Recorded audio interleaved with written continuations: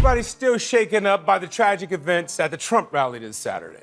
You know, all weekend I kept thinking, I wonder what Jimmy Kimmel's gonna say about this on Monday.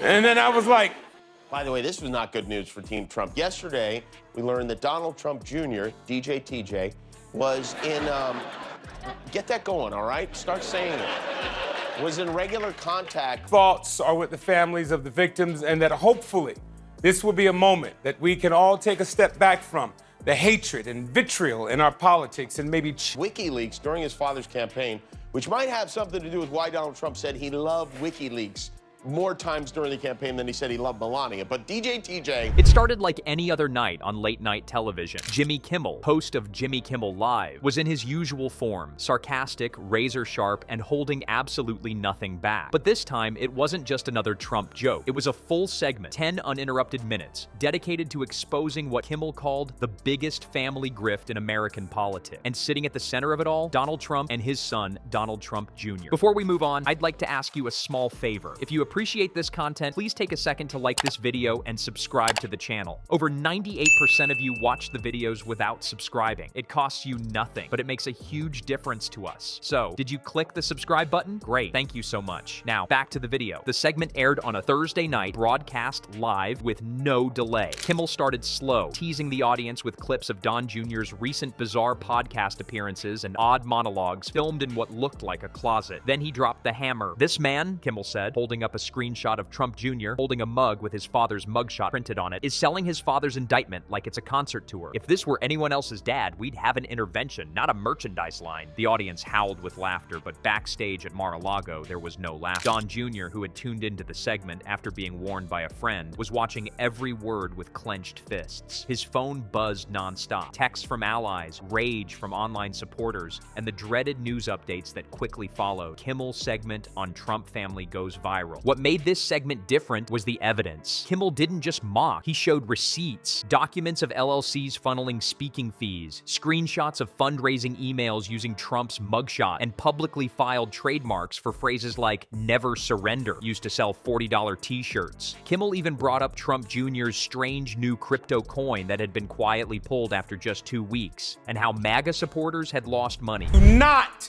go on the internet. All right? There are insane conspiracies popping up on both sides. Now, you know how the far right has QAnon. Well, conspiracy theories from the far left received a number of direct messages from WikiLeaks via Twitter, and he responded to 3 of them. And my favorite part of the story is his first response to WikiLeaks started with, put it up on the screen, this is real. 2 days since the attack, but this is America, so of course folks are already trying to cash in on Etsy. Now, this is actual merch. We did not make this up. Off the record. Now,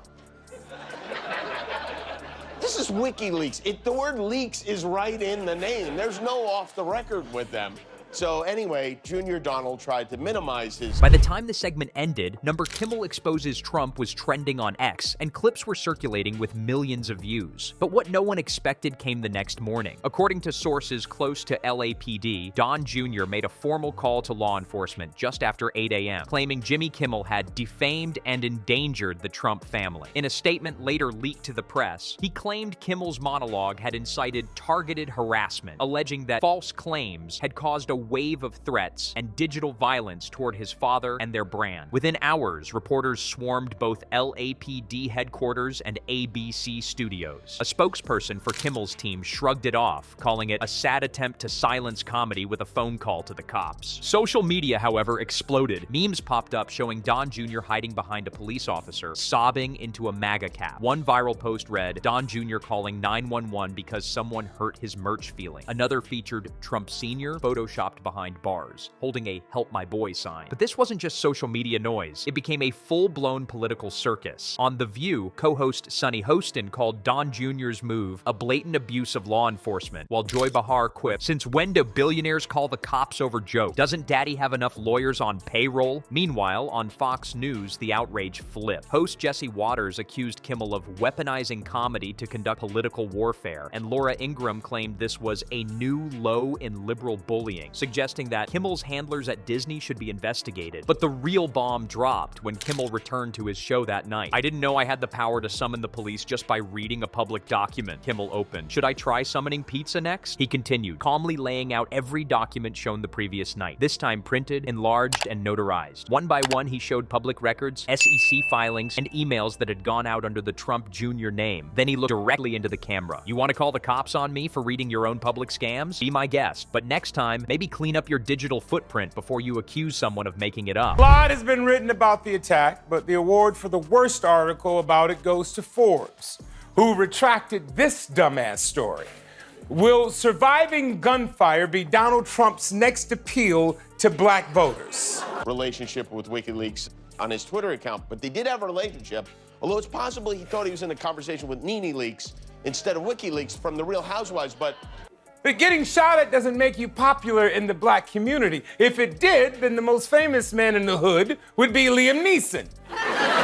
Nobody gets shot more than that dude. He's the Irish 50 Cent. these people are a crime family, a very dumb crime family, the Gambozos, if you will, and Don Jr., he's so embarrassing. He's on the stand. The studio erupted in cheers, but behind the scenes, ABC was sweating. According to internal sources, executives had been contacted by Trump lawyers warning of impending legal action. A cease and desist was allegedly drafted and sent, but never enforced. Legal experts chimed in on CNN and MSNBC, calling Don Jr.'s move laughable, legally meaningless, and PR damage control gone nuclear. Even conservative legal minds admitted the call to police was more symbolic than substantive. Meanwhile, Kimmel's ratings soared. The Friday night episode saw a 28% spike in viewership, one of the highest in months. YouTube clips of the Trump Jr. calls cops saga racked up millions of views in just 48 hours. But perhaps the most biting reaction came from Kimmel's rival, Stephen Colbert, who mocked the situation on The Late Show. Jimmy reads a receipt, Don Jr. calls the cop. Next week, Seth Meyers reads a Trump tweet, and Ivanka calls the United Nations. Even Saturday Night Live couldn't resist. That weekend, SNL aired a sketch called 911 Trump Jr. edition, featuring a panicked Don Jr. dialing 911 because Jimmy is saying mean things again. The sketch ended with the fake dispatcher telling him, "Sir, this is the emergency services hotline,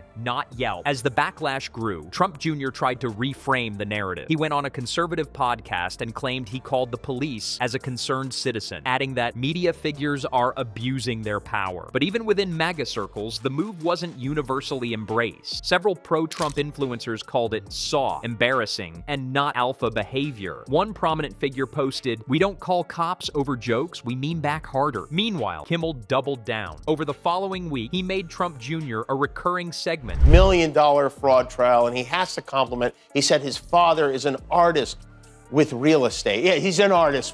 He's Vincent Van Gogh to jail. I've noticed that sometimes certain people don't recognize me. And by certain people, I mean white people. So I conducted an experiment.